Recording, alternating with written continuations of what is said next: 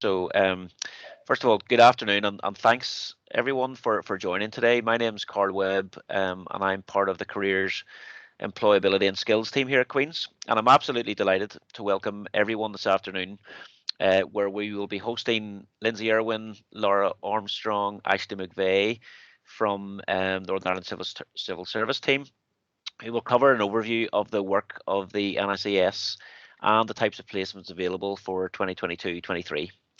You'll have the opportunity to hear from Ava McGillion as well, a QUB student currently on placement with the NICS, and will be given an overview of the recruitment and selection process. And then obviously we'll have an opportunity for questions and answers at the end. So just some very brief housekeeping for today's session. I'll move my slide there. So the session will be recorded, so if you can, just mute your microphone, and preferably cameras off just during the presentation parts of this. But obviously there will be a Q&A session. You're more than welcome to turn your cameras on at that stage. If you can use your raised hand icon, or indeed use the text chat function to ask a question throughout the session, and we'll get to those at the end. So yeah, obviously if you're asking a question, just don't forget to unmute your microphone, and yeah, absolutely encourage you to turn your cameras on during that stage as well. So at this stage, I am just going to take a back seat very much and monitor the chat, and if I can hand over to you guys on the NICS team to take it away from here. Thanks again. Super, Carl. Thank you very much. Hello, everyone. Thank you for spending some of your lunchtime with us. My name is Lyndsey Irwin, and I work along with Laura and Ashley in Northern Ireland Civil Service NICS HR. And we are very closely involved with the running of the student placement competition, which launched yesterday for placements next academic year, so 2022-23. I'm just going to share my screen if I can work out. I think you'd know how to do this by now, Lyndsey. Yeah, there we go. Hopefully you guys can see that. Yep, we can see that, Lyndsey. Yeah, you can see that. Brilliant. Yep. So I'm going to rattle through a few slides first of all, and then Laura and Ashley will pick up any questions that you guys have about this year's recruitment competition. And I'm going to start with a really quick overview of the NICS. So we are one of Northern Ireland's largest employers, with over 23,000 members of staff based across Northern Ireland. The NICS is responsible for developing policy and delivering vital services, and in doing so we support the work of the Northern Ireland Assembly, the Executive and our institutions of government here in Northern Ireland. We have a huge variety of careers available within the Northern Ireland Civil Service, from more general careers around policy making and service delivery to the professions, so 26 professions in total. And that includes everything from ICT, economics. We employ lawyers, accountants. We employ forestry officers, vets. We have communications professionals, HR professionals, of course. So there really is a huge variety of career on offer.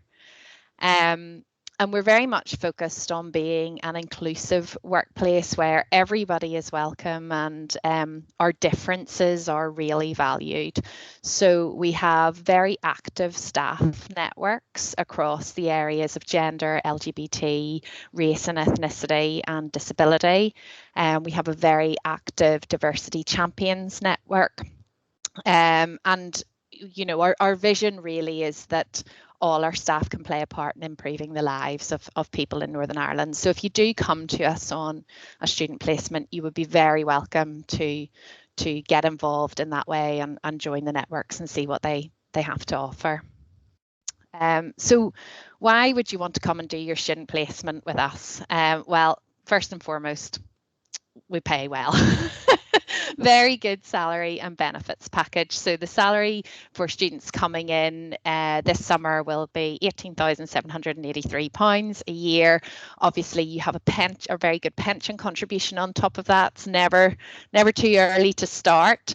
And then, of course, good terms and conditions around leave and flexi time. You'll be doing work that makes a real difference for people in Northern Ireland, and when I chat to Ava in a little bit, you'll hear that coming through in what she's got to say.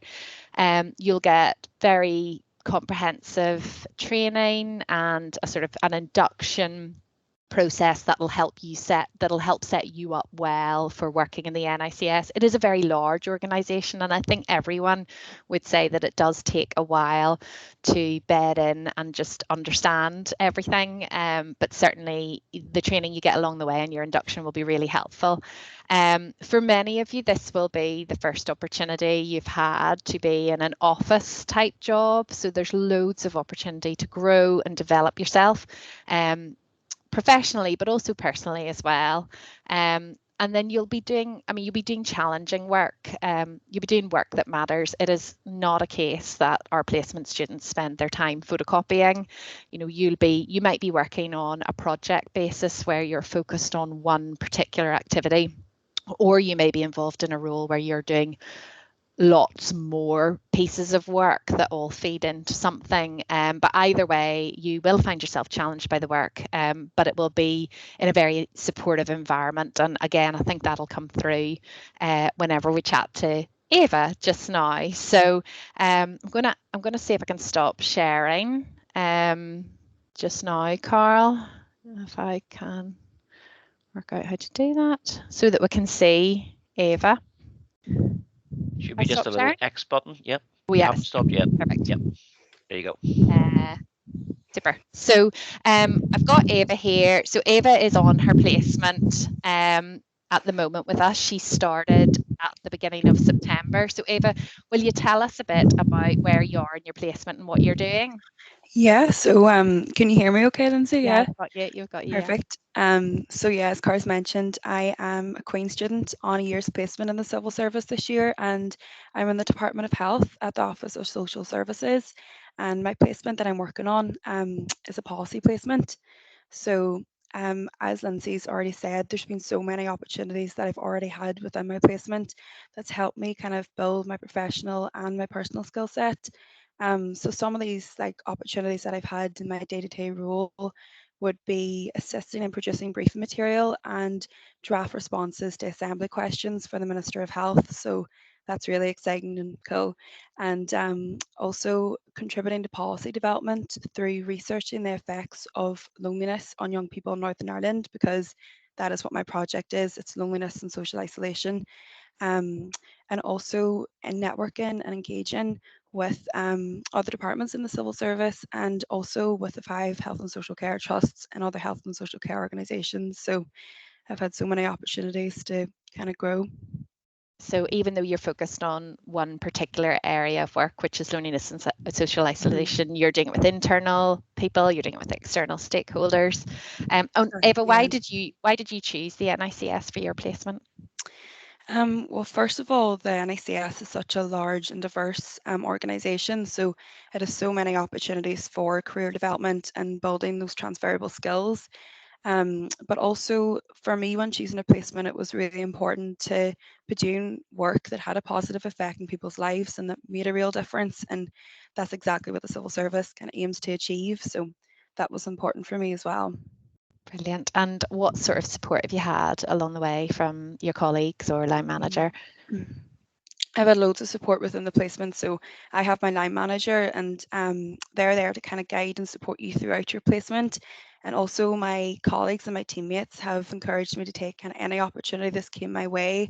So for example, I've been given loads of support and assistance in setting up what we call a student network.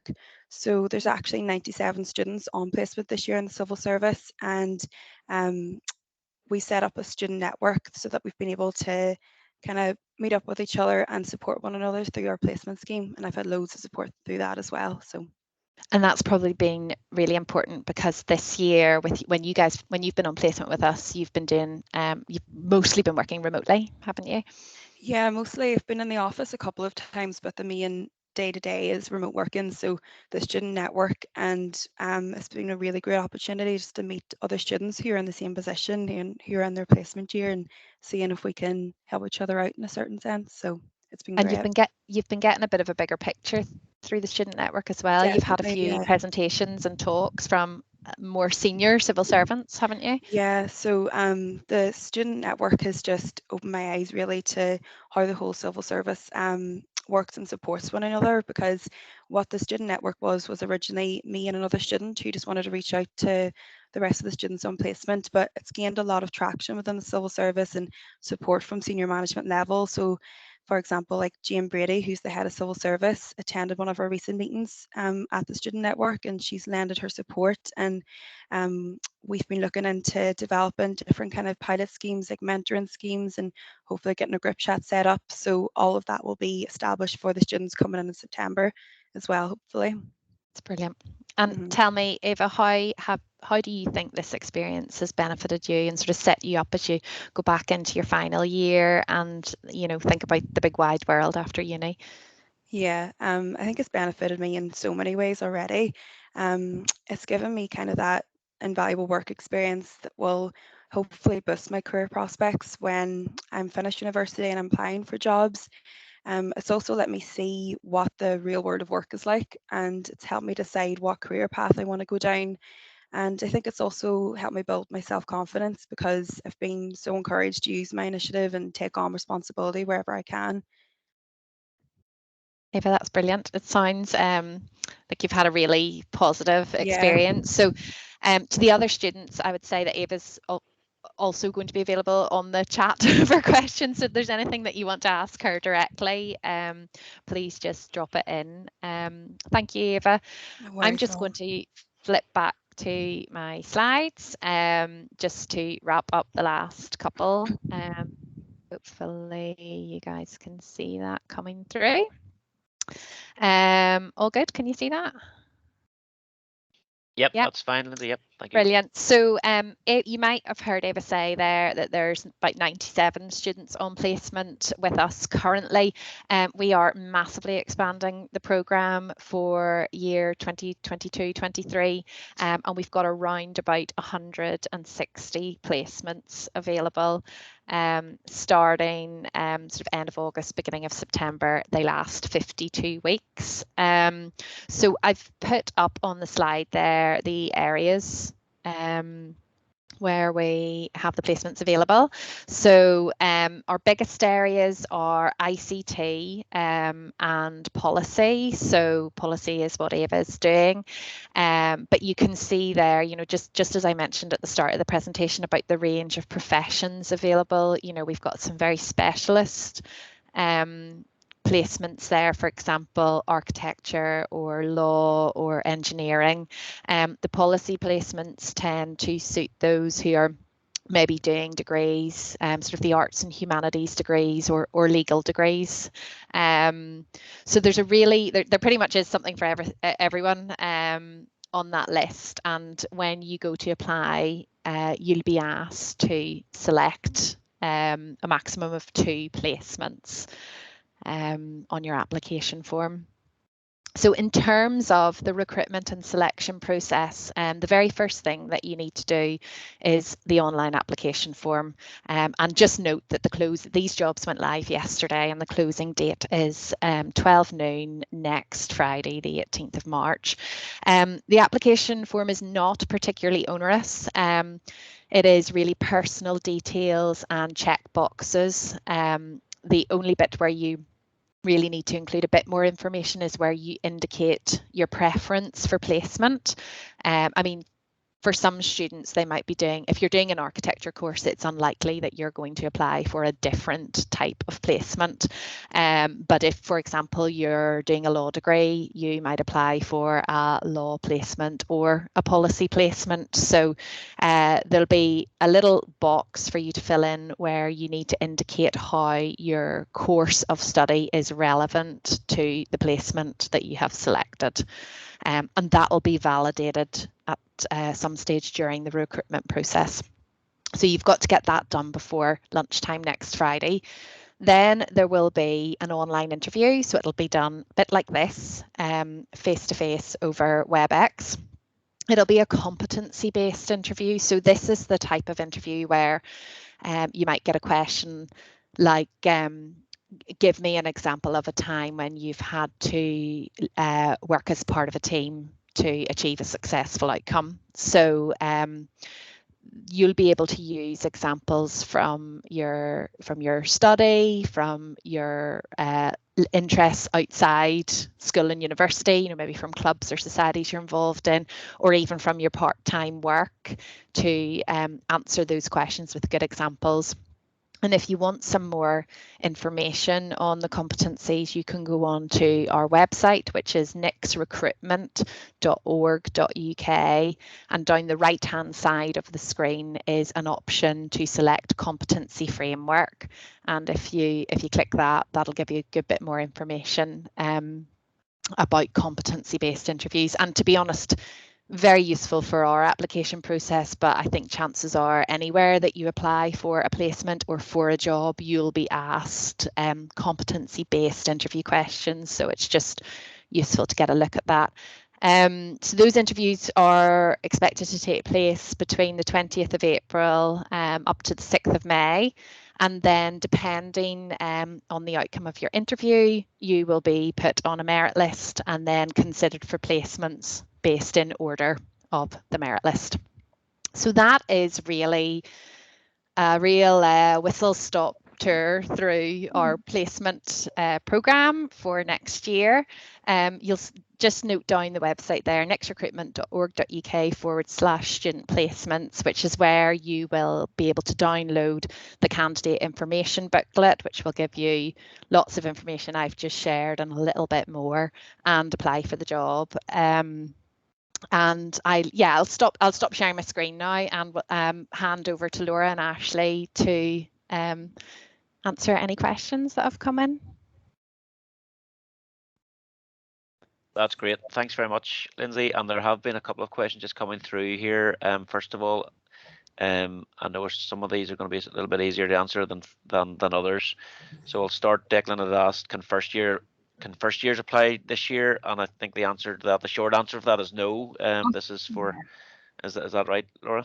That would be right. Unfortunately not. We're aiming this at people who have finished their second year exams and they're taking a year out in between year 2 and year 3. So unfortunately not. Okay, and we have another question, a couple of questions that are quite similar.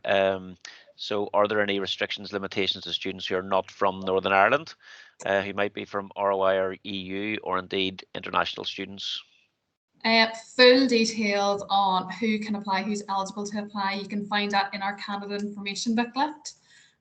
So if you want,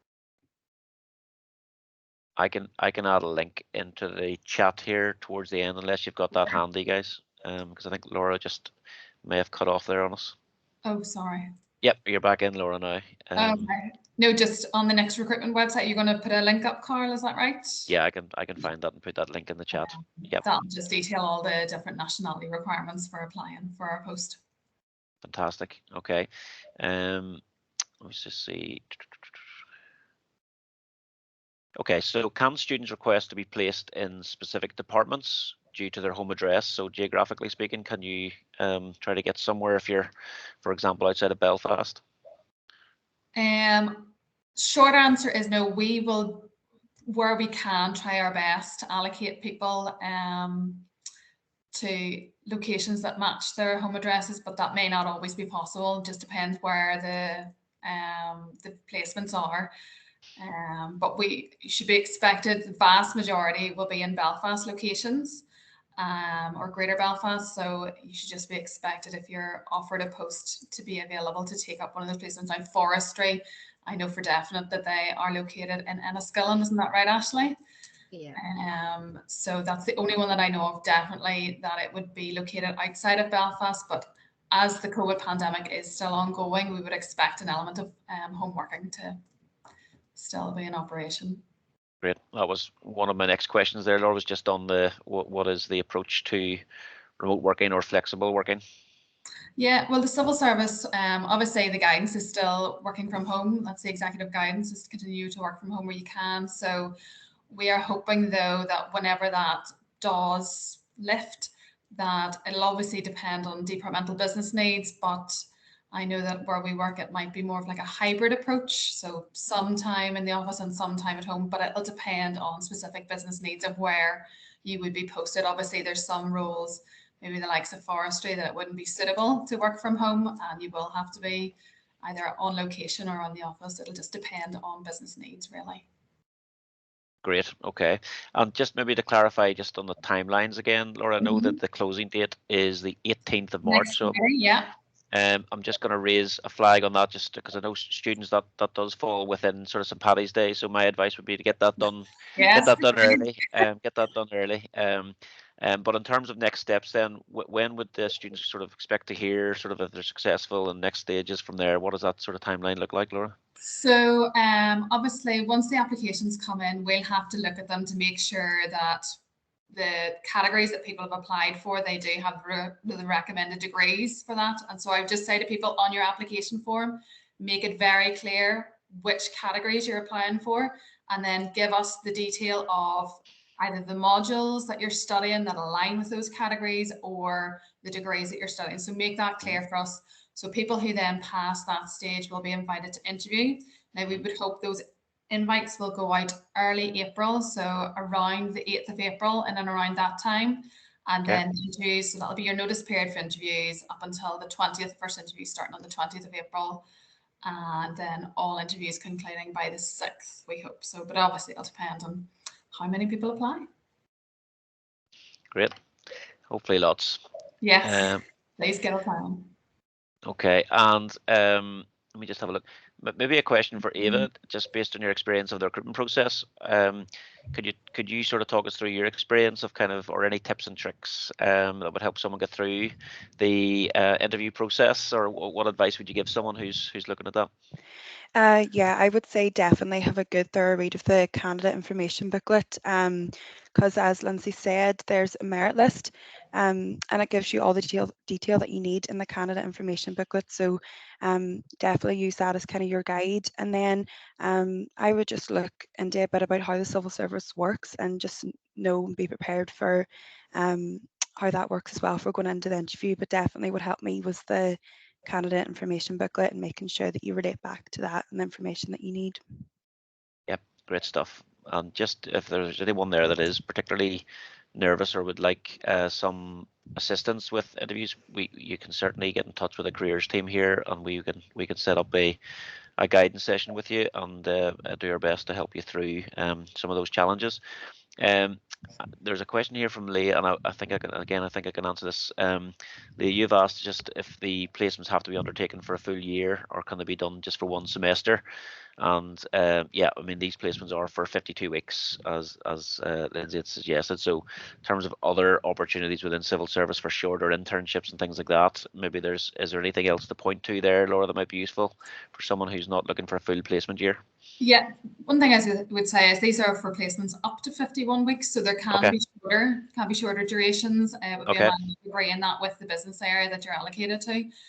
In terms of shorter unpaid placements, we would have, Lyndsey, that would fall on your side. There would be some summer placements and experience kind of things.